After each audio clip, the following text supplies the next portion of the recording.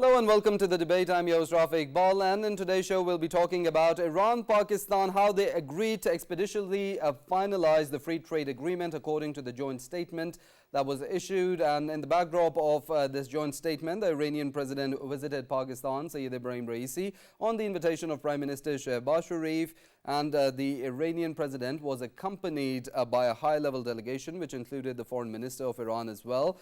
And in that regard, regarding the Iranian president's visit, a number of MOUs were also signed during both the sides, and the visit also focused on a strengthening of fraternal ties between both the countries. And of course, regarding the MOUs, there was talk of security cooperation, there was talk on cooperation regarding the judicial fields, regarding the economic cooperation and trade, and the other aspects as well in the region and between both the countries and the challenges faced by both the countries. There was also talk on how border cooperation could ease the problems that both the countries are facing at their line of controls, and of course the different dynamics that come into play regarding Pakistan and Iran, and the regional dynamics that also play their part, and how these issues and challenges could be resolved by both the sides efficiently and expeditiously. And of course, both of them being neighboring countries, they also focus on trade and how they could benefit from each other's expertise regarding veterinary sciences, regarding technological advancements and scientific developments.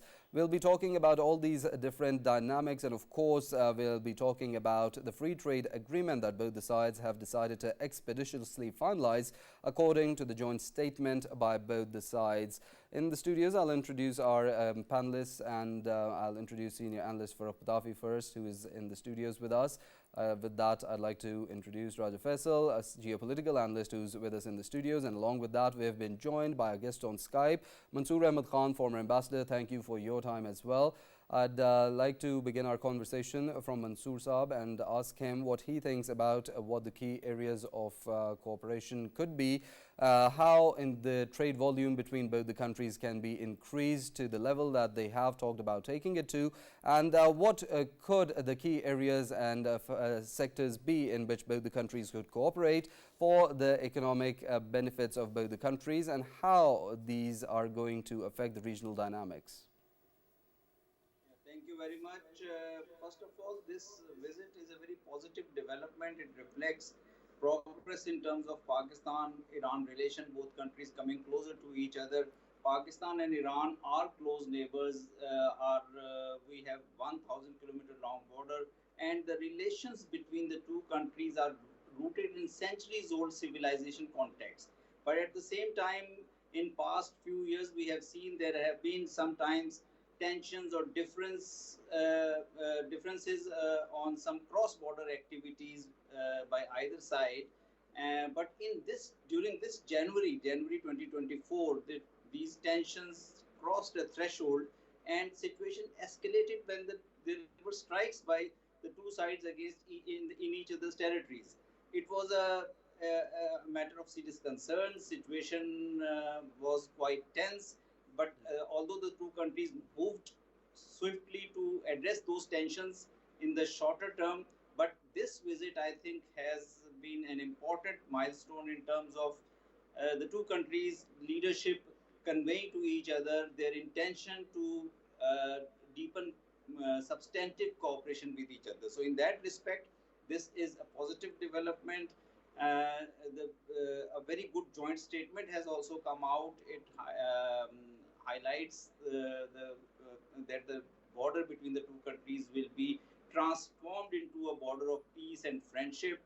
This is important for both sides. Then the two countries have vowed to strengthen economic ties through trade, taking trade beyond $10 billion mark, also concluding an FTA in the coming years, and similarly deepening their energy exchanges and people-to-people contacts with each other. So I think all in all, it is a good beginning after some tense period, and I think Iran is a very close neighbor. Therefore, it is important strategically for both countries. Both countries have important stature in regional politics, in regional situation. This will also the closening between the two countries will also have a positive impact on regional politics in the coming months and years. So I think all in all, this visit has been good. There will be many challenges when we will come to the implementation of this interaction which Pakistan and Iran's leaders had in this visit, because of several factors, because of Iran's relations with the US, because of Iran's position and strong position on Middle Eastern issues, and several other international and regional factors. So I think in the course of discussion in this program, we will have opportunity to discuss those elements also. But I think in my opening remarks, I would just like to say that it has been a positive development, because both countries are very close neighbors and they cannot afford to have tense relations. Right, of course, very rightly put, a positive development. Raja Faisal, what's your comment being a geopolitical analyst? How do you see the situation evolving in the regional landscape? Yeah, Rafae, obviously, if we look at the bilateral relations between Iran and Pakistan, of course, they date back to Pakistan's creation. And since the very first day, I mean, Iran was the very first country that actually recognized Pakistan as a country on the map. And it is a neighboring country, it is a brotherly country to Pakistan, and we have cultural relations with them. We share the culture, lots of things of culture that we share with Iran. And of course, that relation is always there. And but in recent times, what we saw that, of course, Pakistan and Iran, they actually came head on the issue of course, cross-border terrorism. And we know that already we had a mechanism of intelligence sharing, which, of course, after this particular visit, it is going to be enhanced. And whatever happened a couple of months ago, this would not be repeated in future. And of course, there is a stronger bond between Pakistan and Iran, owing to the fact that both of the countries, they have the issues related to terrorism, and them issues will be dealt with full confidence from both sides, and with full cooperation when it comes to intelligence sharing. And another thing which I see as important is that both of the countries are sharing a border with Afghanistan. And we know that Afghanistan is a country where 3 of their provinces are being considered as rogue provinces, and them all 3 provinces, they actually border with Pakistan. I'm talking about Nuristan, Kunnad and Nangarhar. And of course, when we talk about Ambassador Mansoor, he has of course served Pakistan in his best of capacity in Afghanistan, in Kabul.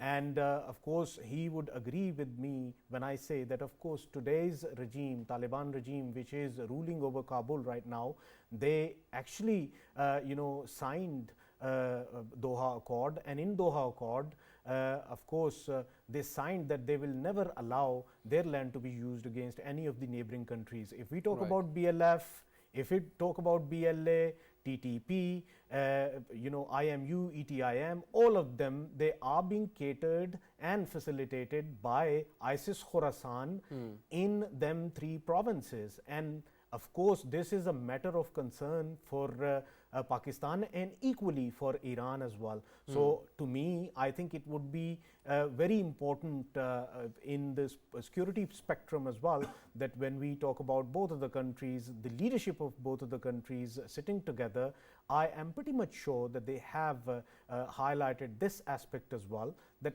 how to actually deal with the menace which is actually erupting and originating from within Afghanistan. And somehow I can predict that in coming future, whenever we'll see this aspect of the security being highlighted, Pakistan and Iran would be on the same page. And this is very important in terms of course, the security. But when it comes to, of course, bilateral relations in terms of, trade, of course, it is a fresh air when it comes to increasing the bilateral trade from $2.5 billion to more than $10 billion.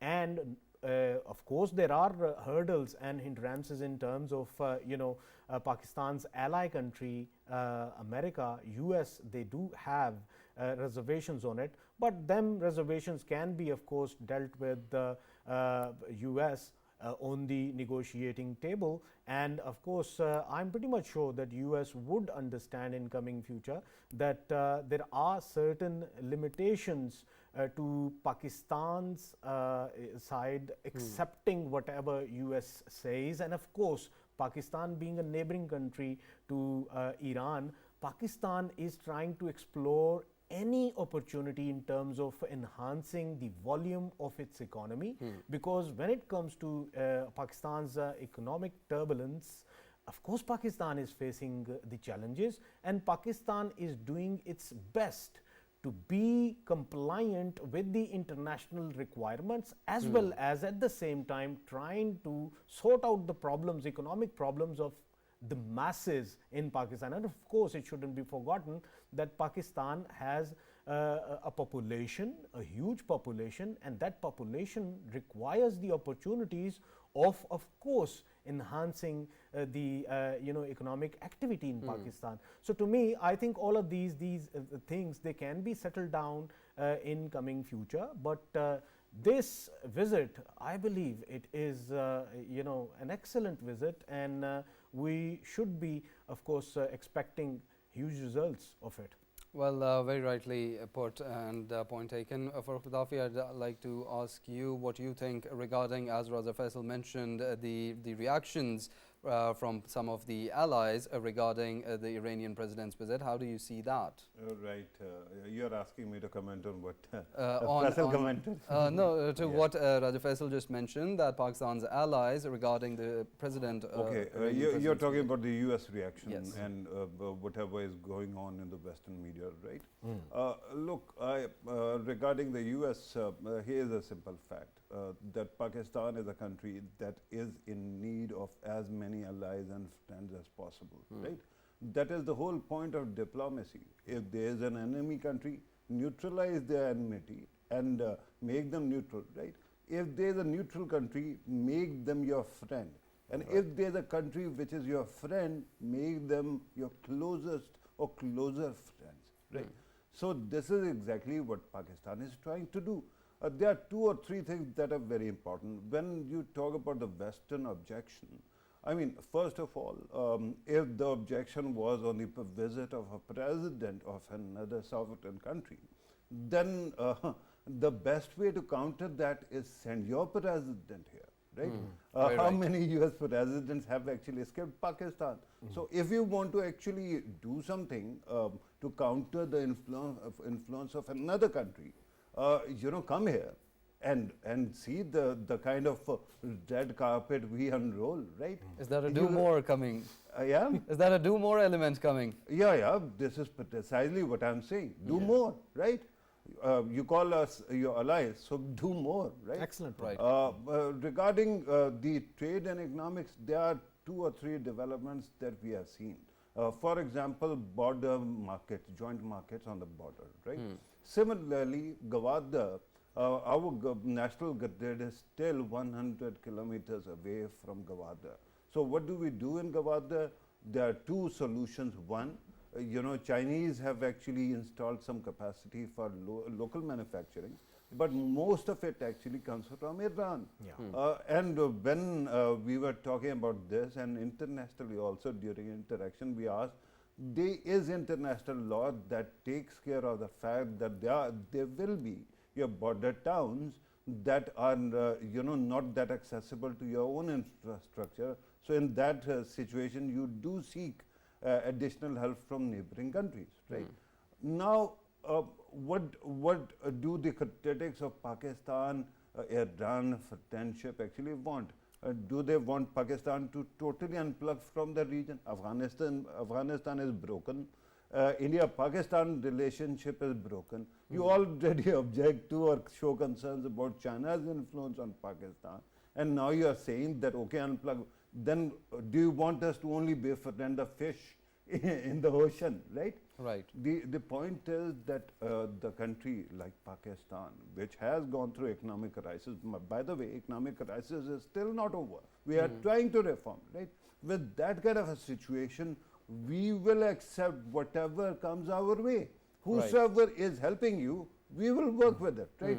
If there is an agricultural shortage, are we not supposed to import stuff from Afghanistan, Iran or China if we cannot do it from India? So these are the simple things. Now let us also very quickly touch upon the common bond. And you know, amazingly, Pakistan-China relationship is one thing that people actually really marvel at, because they are very limited common cultural aspects, right? They have a very different political system. We have very different one. But marvel or a miracle of foreign policy is that these two countries actually speak as if they are brothers, right? And they call each other iron brothers. So same goes for Iran as well. You know, the reason why Pakistan has Arabic script for Urdu, you know, everywhere else, Turkey was one of the sources of contribution to Arabic script in South Asia. They have changed their script. Turkestan, you know, Central Asia was also, they have changed their script. Similarly, in China also, the Muslim areas, they have changed their script. But we do it because Persia or Iran has been actually doing it. Our culture owes a lot to Iran. And Iran also, you know, owes a lot to us. So these are enduring bonds which will not cease just because of geopolitics. I know that there is a broader context, but why should I care?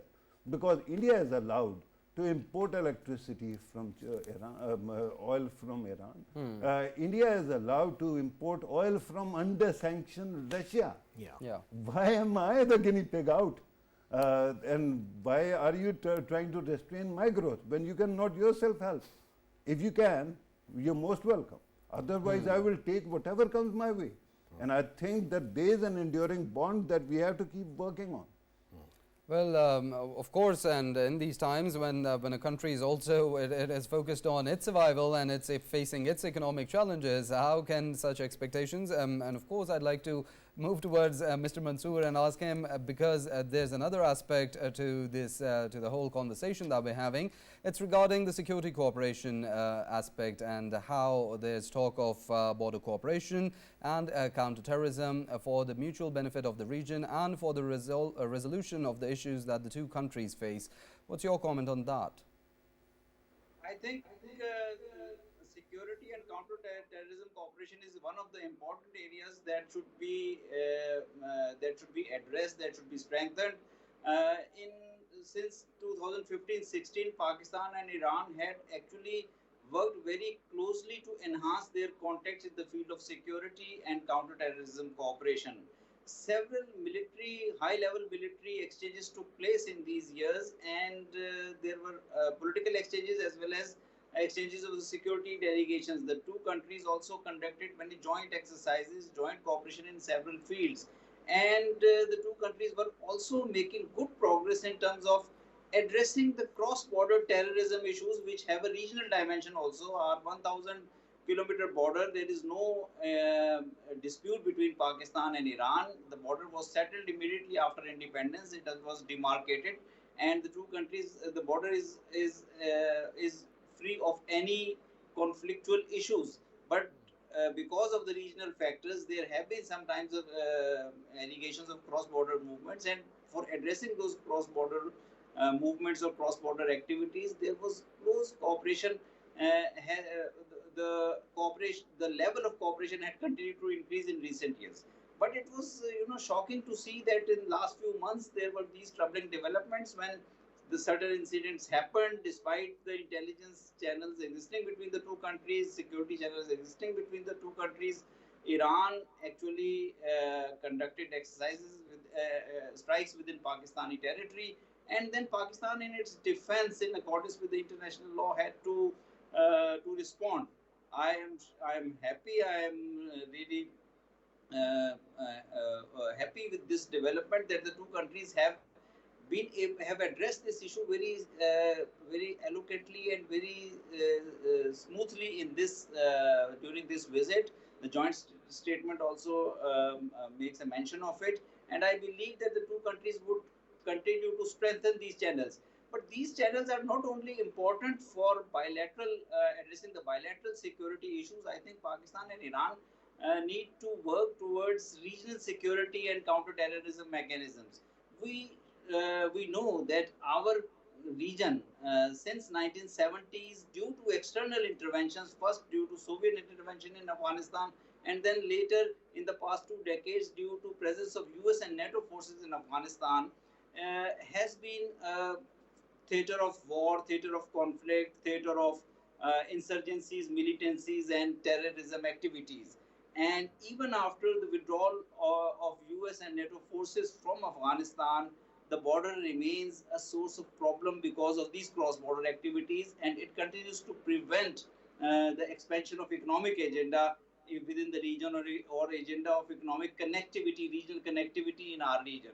It is important that Pakistan and Iran, both being neighbors of Afghanistan, and other neighbors of Afghanistan and Pakistan, like Central Asian countries who have long borders with Afghanistan, China, which has a sensitive border with Afghanistan and has concerns because of the presence of groups like ETIM, we should move towards evolving a regional counter-terrorism mechanism, at least for the countries neighboring Afghanistan and the countries around them.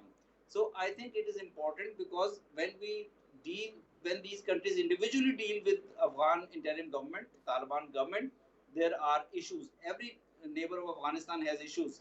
But for addressing those issues, when we use bilateral channels, they are not effective because Afghanistan is isolated, Afghanistan's government is not recognized, and somehow the channels of communication do not yield those results at bilateral level. Bilateral level channels are important, but at the same time, neighbors of Afghanistan should come together and reach a regional compact, a regional counter-terrorism mechanism. Without developing that kind of mechanism where the member states, including Afghanistan, have faith in these kind of mechanisms, I think overcoming the challenge of terrorism will be a difficult exercise. So I think if we have to make progress in our economic revival, if we have to make progress towards regional economic connectivity, for connectivity of South Asia through Afghanistan to Central Asia and West Asia and beyond, I think addressing security and terrorism challenges will be of primary importance. Without doing that, I think the area will continue to suffer from terrorist forces. Absolutely, Ambassador Saab. I'm glad that you actually spoke about the channels between Pakistan and Iran regarding counter-terrorism and other mechanisms also regarding other issues like human trafficking. Now, the question that one has to actually focus on here, Ambassador Saab, and this is not only peculiar to Pakistan and Iran, it matters with many other countries where we have had bilateral channels, but those channels somehow cease to function whenever there is any kind of friction. Is there a way to strengthen these channels so that they keep on working and one does not actually resort to strikes, counter strikes, or some kind of anger on either side?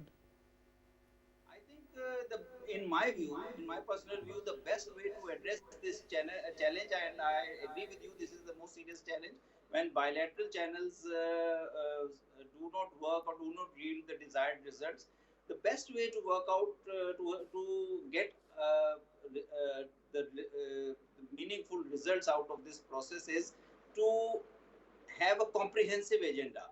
If the countries like Pakistan and Iran, being the neighboring countries, or Pakistan and Afghanistan, or Afghanistan and Iran, if they bring to the table at their bilateral interaction a comprehensive agenda where the interests of both sides are addressed. So, for example, in our interaction with Afghanistan or in our interaction with Iran, if security and counterterrorism has a precedence, but at the same time, we have to include other elements, we have to bring other aspects or elements on the agenda, on the table, like economic cooperation, like movement of people, like other areas of cooperation, so that we can have then give and take and try to, to ensure that as a wholesome there is progress in terms of relations, in terms of substantive cooperation at bilateral level. and then at the regional level. So I think we have to expand the agenda of engagement. With Afghanistan, I know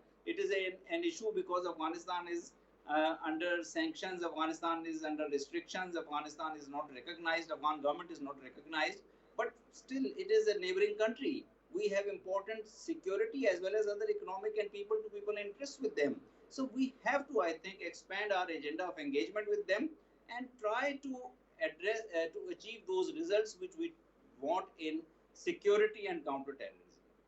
Yeah, obviously, Ambassador Mansoor, you have highlighted a very important point, and that is, of course, generating a sort of economic cooperation and economic activity within Afghanistan as well, because in past, of course, we have been seeing that lack of opportunities and lack of economic activities within Afghanistan, it had a huge consequence for the whole region as well.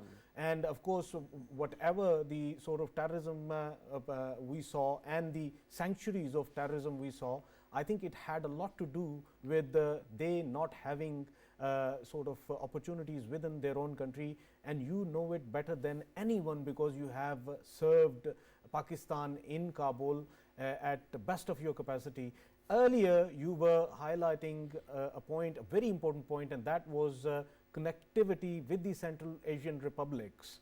Did you mean, sir, that of course, CPEC should be connected to Central Asian republics through Afghanistan? That would, of course, help generate economic activities within Afghanistan as well. And of course, Afghan regime, whoever sitting there, be it Taliban or whoever, they will, of course, recognize that these are the lines we have to put our country on, so that we don't drag ourselves once more towards chaos. And then they would be focusing on outfits like ISIS Khorasan, who consider Pakistan, Iran and all of the neighboring countries of Afghanistan as Darul Kufr, and when it comes to Afghanistan, they consider it Darul Hijra. And what I'm trying to say is, because ISIS Khorasan is there and it is well funded from Pakistan's enemies and other neighbors of Afghanistan's enemies, then of course they keep on facilitating other outfits as well, TTP, BLA, BLF. BLF is of course a matter of concern for Iran. So all of these neighboring countries should be, of course, heading towards a sort of mechanism that can provide opportunities to Afghanistan and connectivity of CPEC to Central Asian republics, and eventually Iran connecting itself, Chabahar to Gwadar. Wouldn't it be a suitable situation for everyone? Before you answer, Ambassador Saab, I just wanted to point out that I was wondering that every time we talk about Pakistan, Iran, Faisal ends up in Afghanistan. So why would that be? Then I've realized that he has forgotten that you are a career diplomat and you can actually talk about anything beyond Afghanistan as well. But I just wanted to actually bring the discussion back once you have actually answered, because Faisal's question was interesting. It started with economics, ended up once again with security. But let me also talk about Pakistan-Iran cultural ties, because there seems to be a cultural product that Iran is exporting in the shape of its films, its dramas. Pakistan's industry is also up and coming. Is there potential of cooperation there as well? You can answer, sir, both of these questions. I think I will take your last point first, because cultural cooperation is important. What has happened in last 5 or 6 decades is that because of external interventions, our focus has not been there on the neighbors first policy, and because of presence of external forces in the region, because of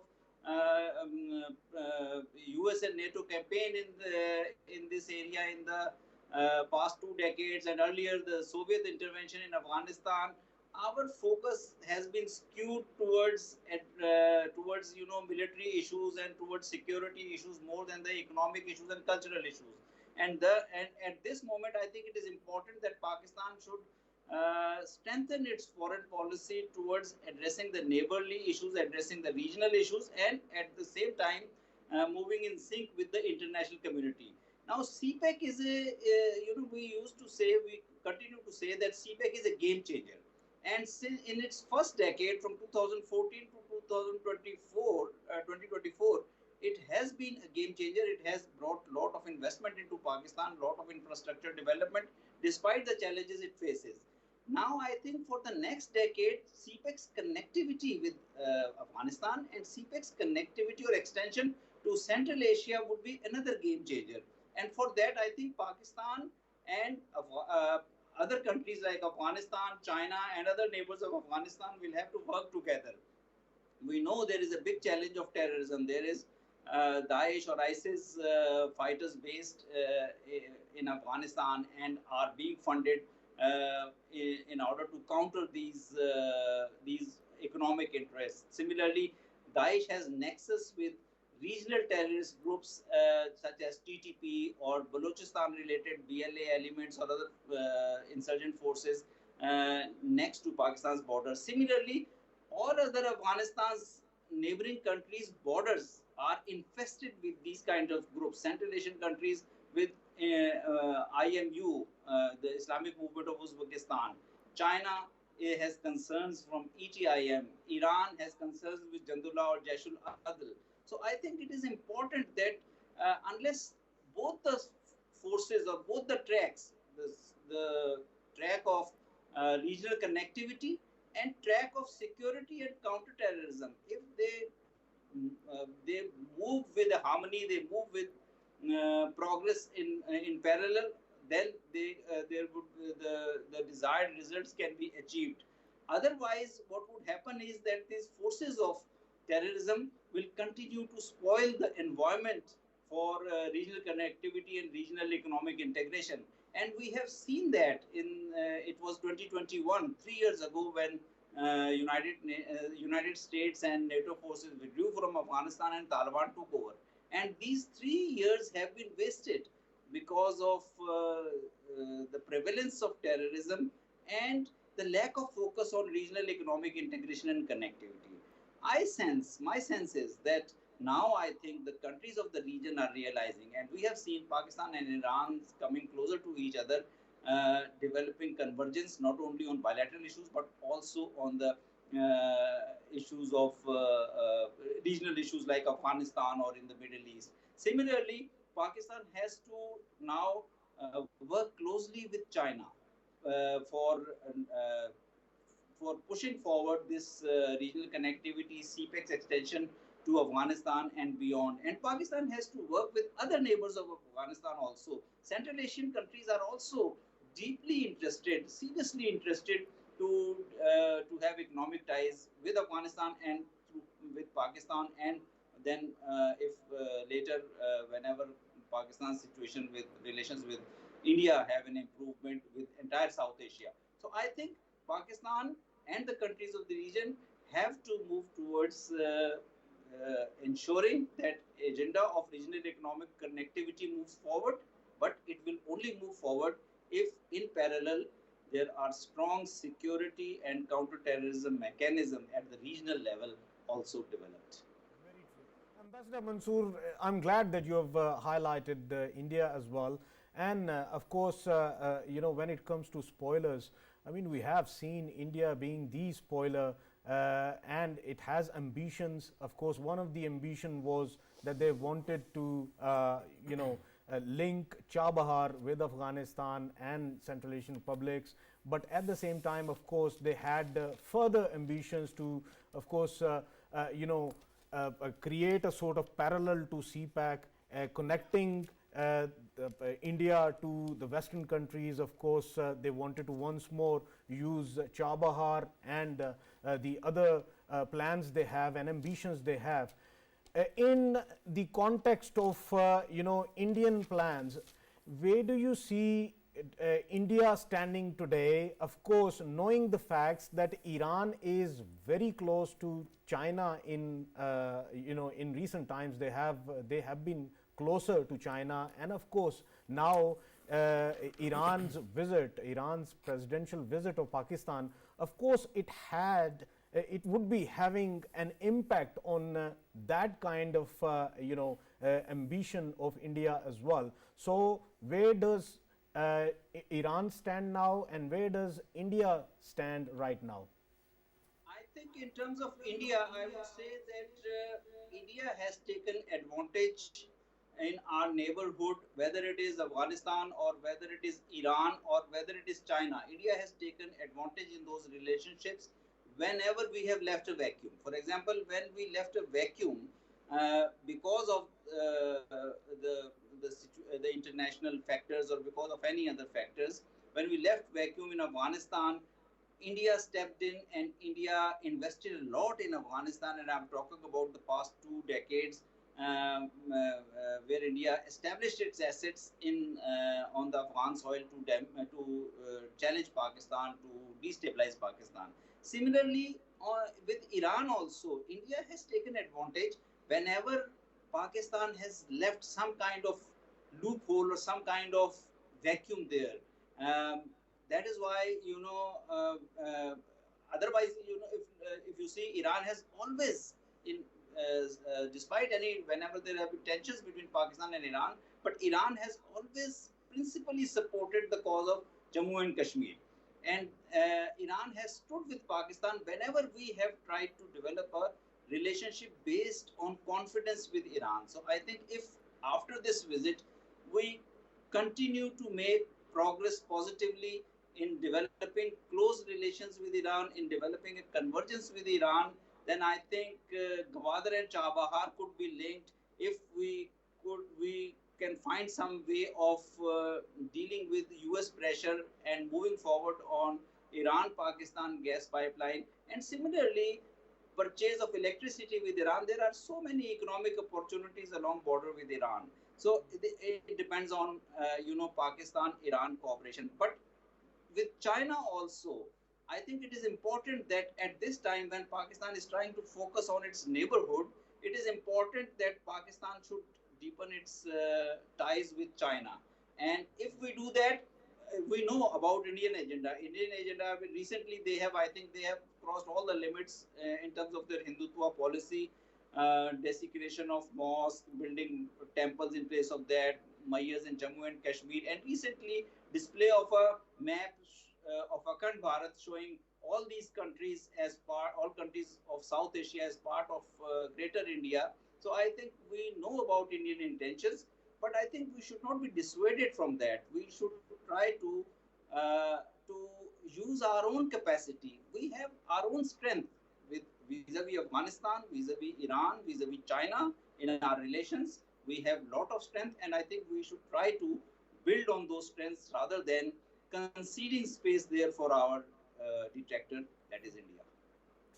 A lot of opportunities, a lot of strengths, and a lot of developments that are coming in. We of course talked about how the bilateral ties between Pakistan and Iran could affect the regional dynamics. Farrukh, Pitafi, I'd like to ask you how you think these bilateral ties could be further strengthened, considering the cultural relations, the fraternal relations Pakistan and Iran share with each other, and the people-to-people contact element as well. Right.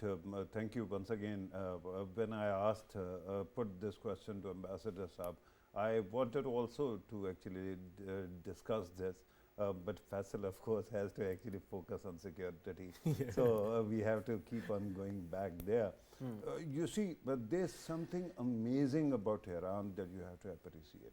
Iran has been under sanctions for decades now, right? And there is no dearth of lobbying. There are international, power centers that keep on lobbying against it. Yet, there is somehow, if you go to Washington, D.C. or UK for that matter, you find a cultural connect with Iran that you will not find with Pakistan. And why would that be? Because somehow, when you talk about the cultural product of Iran, the movies for that matter, who have actually won a lot of awards, they have actually presented to the world their human element, their human face, and that continues, that regardless of what you talk about ideology, there are people who are deep, who are culturally rich, and who have a story to tell. Right? Now Pakistan, because as ambassadors have pointed out, has been missing out on this opportunity.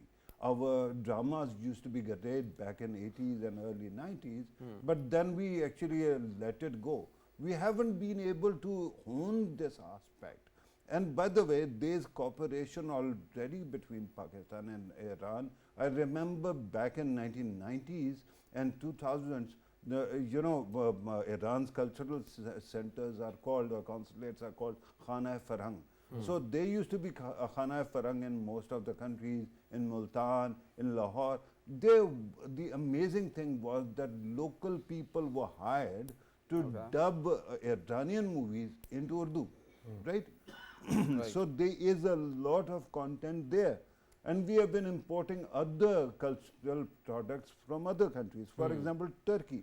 But there, the stories that we are importing are mostly ideological, right? Historical and ideological. Yes. But when you talk about Iran, their cultural product is very independent of those things. And it can actually teach us how to be better storytellers. So I think that in cultural aspect, even in music, even in entertainment, even in, and by the way, because we are a country which actually prefers entertainment, which is of family quality. So Iran has actually perfected that art also. So you have a lot to gain if there is cooperation, and it isn't even costly. Because, how much money does it take to cross a border for their delegation to come and educate us, or our students to go there and learn cinema there, right? So there are many amazing opportunities, and these are independent of any kind of sanctions, because of course we are human beings, and no sanctions can ask you to stop being human and have the human touch or contact. So my humble submission is that Iran, despite being under so much pressure, has this incredible resilient streak that we should learn about, because it always helps. They have survived. We have to know how to survive. Every 2-3 years, we shouldn't become victims of another economic crisis. So all those things actually work in tandem when you take into cognizance that there is an important thousands of years rich culturally, rich civilizationally relevant country sitting next to us. Right, Ambassador Mansoor, I'd also like to ask you the same question. How do you think the people-to-people contacts and these cultural and religious affinities could further strengthen the bilateral ties and improve the situation? I think I fully agree with him. Iran's culture is very strong. Iran's development processes are very strong. Iran is a strong indigenous civilization. So Iran, if you look at Iran's power today, or for the last 3 decades, Iran has been under sanctions. But if you go to Iran or you go to Tehran, Tehran has one of the best municipal systems. Tehran is as developed as any other European city. Tehran has a developed metro underground system. So I think Iran has shown that kind of resilience which a country can only show as at the strength of its people. And because it has a very strong culture, its movies, yes, wherever I have served, in whatever capital in the world throughout my career, I have seen Iranian movies or Iranian culture has been very strongly projected, not only by their diplomats, but by the expatriate Iranians living in those countries. So I think we should not be ignoring the dimension of cultural cooperation between Pakistan and Iran. And I fully agree with the panelists that Pakistan, Iran share a border of 1,000 kilometers, and we have close cultural affinity, close cultural contacts with each other. It wouldn't cost a lot for developing cross-cultural linkages. And if we develop these cross-cultural linkages, and if we develop free movement of people, one of the areas after having served in the neighborhood, I think it is a pity that we don't see people frequently traveling from one neighbor to another. We don't see Iranian cars or Iranian vehicles coming into Pakistan, and the same way Pakistani vehicles crossing into Iran and going towards Turkey and other parts of the world. It was happening in maybe 1960s and 70s. But then we lost past 4 or 5 days because of, I think, securitization of everything. So I think it is important now that we have now started realizing, and our younger generation in particular has started realizing that reviving these kind of contacts or building these kind of contacts is more important for our social revival, for our cultural revival, for our economic revival, and this will also ensure Pakistan's security or strengthen Pakistan's security. Well, of course, a lot of positivity is coming out of the Iranian president's visit to Pakistan, and a lot of opportunities coming out for both Pakistan, Iran, and the region at large. Unfortunately, that's all the time we have for today. Former Ambassador Mansoor Ahmad Khan, thank you for your time and joining us. I'd like to thank Farrukh Pitafi, Senior Analyst, who was in the studios, and Raja Faisal, Geopolitical Analyst, who was in the studios as well. We'll meet you same time tomorrow and discuss tomorrow's topic with you. Till then, take care.